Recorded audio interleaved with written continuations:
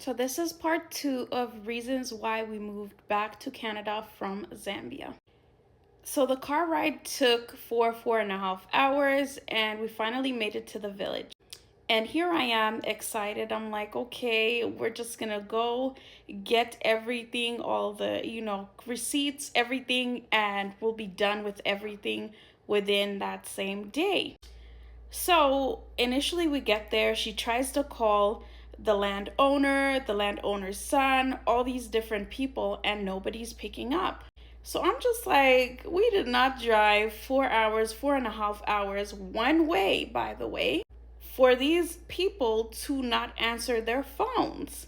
What's going on? So finally, the son of the owner of the land picks up and he's like, oh, hi, where are you? And it's like they had arranged something. And the guy knew that I was coming.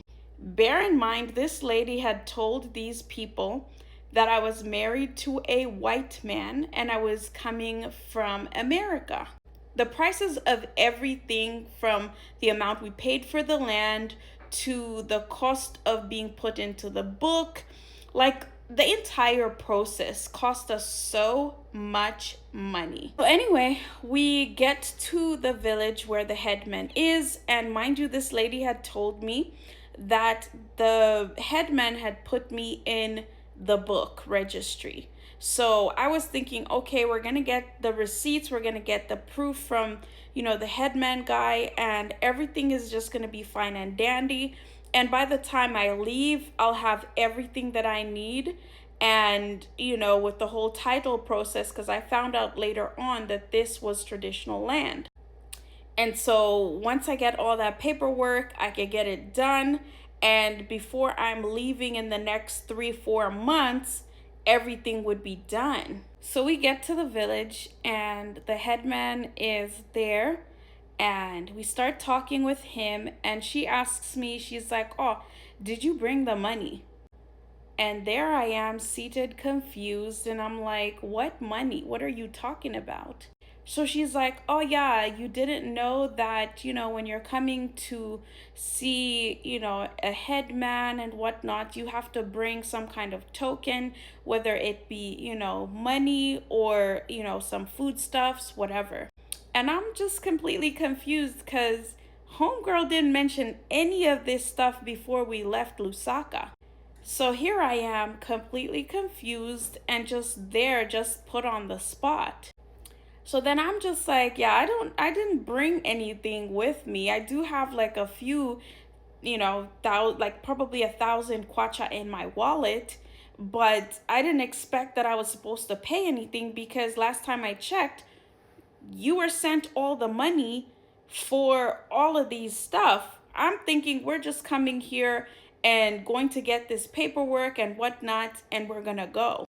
Come to find, she had not registered me in the book with the headman. The money that had been sent that she claimed was done was never done. Then the headman proceeds to charge me 1,000 kwacha per hectare. For each hectare bought, he was charging me 1,000 kwacha to be put into the book. Bear in mind, later on, I found out that to be put in the book, it's usually between 500 kwacha to at most maybe 2,500 kwacha. This man tried to charge me 11,000 kwacha. So then she says, oh, like we can negotiate. She starts negotiating with him. Me being there, I didn't know that this was all planned. So she starts negotiating, yada, yada, yada, and they come up to a number that she says is reasonable, which was about 8,500 kwacha. And I'm just like, okay, I don't have the money right now. I have to go back and talk to my husband and whatnot. So after we discuss with the headman, we go back to the land and we go walk around the land. Mind you, she doesn't tell me that I have to pay these people who are going to show me around the land. So once they're done showing the land to me, she's like, oh, you gotta pay these people for showing you the land. She never mentioned any of this stuff prior to us leaving Lusaka. So now I'm supposed to cough up another amount of money for these people because they showed me the land. So then I tell her, hey, if anything, when I get back to Lusaka, I'll withdraw money and send it to them through Airtel Money. So that's what I end up doing. Another thing you guys need to take note is that prior to me coming, she had said she had hired a surveyor that had surveyed the entire land and that the land was accurate to what the people that we were buying the land from had said. Come to find, she now ended up telling us, oh, hey, you have to hire somebody else to survey the land.